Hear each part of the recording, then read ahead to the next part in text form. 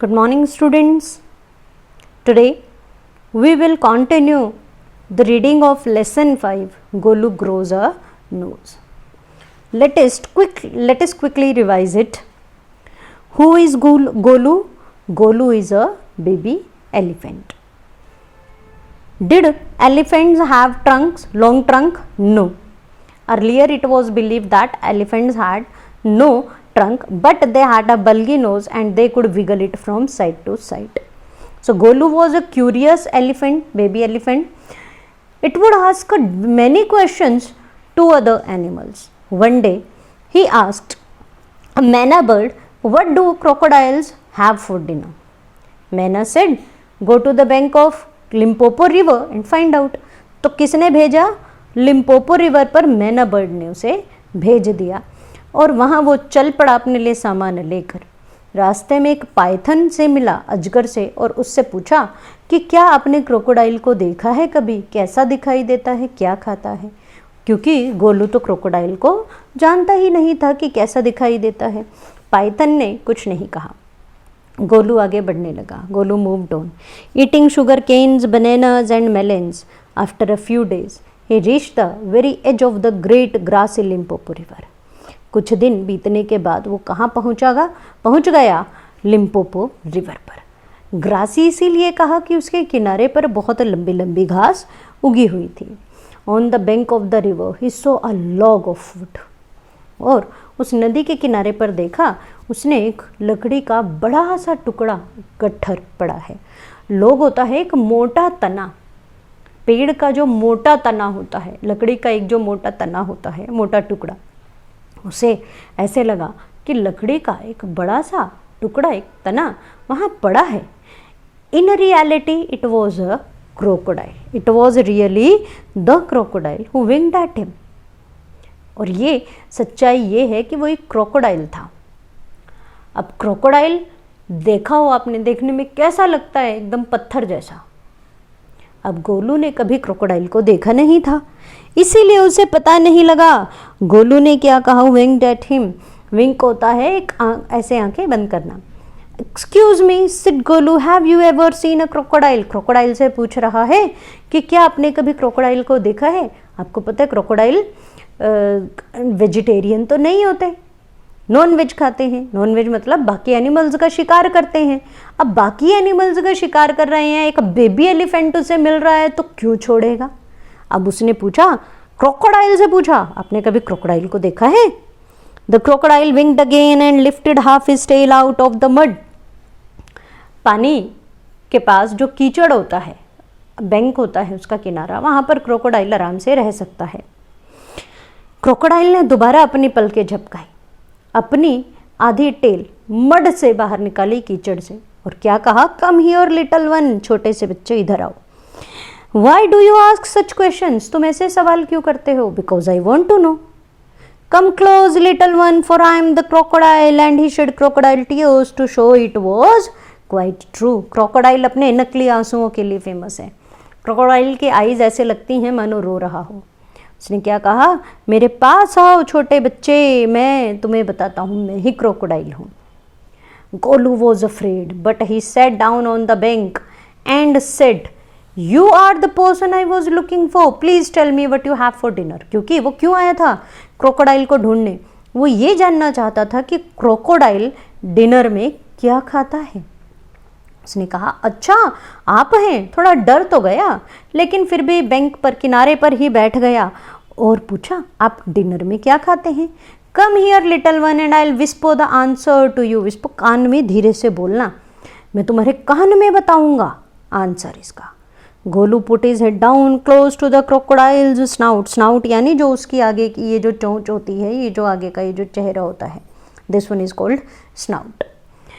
कि मैं तुम कान में बताऊंगा। गोलू ने अपना हेड, अपना सिर नीचे किया क्रोकोडाइल के स्नाउट के पास ताकि वो उसमें धीरे से बता सके, और क्रोकोडाइल ने उसे उसकी नाक से पकड़ लिया क्योंकि बल्गी नोज थी बड़ी सी। I think said the crocodile today a baby elephant will be my dinner, क्योंकि वो बाकी एनिमल्स का शिकार करते हैं। तो उसने क्या कहा? आज एक बेबी एलिफेंट का डिनर होगा। क्या खाते हैं डिनर में? उसने कहा, आज तो बेबी एलिफेंट खाऊंगा। Let me go, you are hurting me mister crocodile, screamed Golu. Scream, चीखा। क्रोकोडाइल, मिस्टर क्रोकोडाइल आप मुझे दर्द कर रहे हैं, दर्द हो रहा है, मुझे छोड़ दीजिए, चिल्लाया Golu. The python who had been quietly following Golu came to the bank and said, if you do not pull as hard as you can the crocodile will drag you into the stream. Python से उसने पूछा था, तो Python चुपचाप उसका पीछा कर रहे थे, वो जानते थे कि गोलू मुसीबत में पड़ सकता है। कहा कि गोलू अपने आप को पीछे खींचो जितना खींच सकते हो, नहीं तो क्रोकोडाइल तुम्हें घसीट कर, ड्रैग होता है घसीटना और स्ट्रीम नदी, इस नदी में घसीटता हुआ ले जाएगा। अगर कोई एनिमल अपने आप को किनारे से छुड़ा ले तो बच सकता है, रिवर में क्रोकोडाइल की ग्रिप से बचना नामुमकिन है। Golu sat back on his little haunches and pulled, अपने haunches से पीछे वाले पाँव पर वो ऐसे नीचे की तरफ बैठ गया, अपने आप को छुड़ाने की कोशिश करने लगा, पीछे खींचा। And crocodile slipped into water making it all creamy with great sweeps of his tail and he also pulled. दूसरी तरफ क्रोकोडाइल नदी में जाने लगा और खींच रहा है जोर से, एक तरफ से क्रोकोडाइल खींच रहा है, दूसरी तरफ से वो गोलू अपने आप को खींच रहा है। और सिर्फ गोलू नहीं बल्कि python also coiled himself round Golu stomach and said let's pull harder. देखो इसमें तस्वीर भी बनाई हुई है कि पाइथन ने भी अपने आप को ऐसे ब्रांच से लपेटा ग्रिप के लिए और गोलू के चारों तरफ खुद को लपेट लिया और कहने लगा कि जल्दी से खींचो अपने आप को और ताकत लगाओ। Golu dug in all his 4 legs in the mud and pulled. Golu ने अपने चारों पैर कीचड़ में वो जमा लिए बिल्कुल और खींचने लगा स्वयं को। The nose kept on stretching at each pull, the nose grew longer and it hurt Golu. The nose was now 5 feet long but it was free at last. अब नोज क्या होने लगी, स्ट्रेच होने लगी, खींचने लगी। जैसे ही दोनों तरफ से फोर्स लग रही थी, एक तरफ से क्रोकोडाइल खींच रहा है, दूसरी तरफ से गोलू स्वयं को खींच रहा है, वो नोज बढ़ने लगी और बढ़ते बढ़ते 5 फुट लंबी हो गई। गोलू को दर्द हो रहा था लेकिन फाइनली वो उसकी कैद से आज़ाद हो गया। Golu sat down with his nose wrapped up in a big banana leaf and hung it in a great grassy Limpopo river to cool.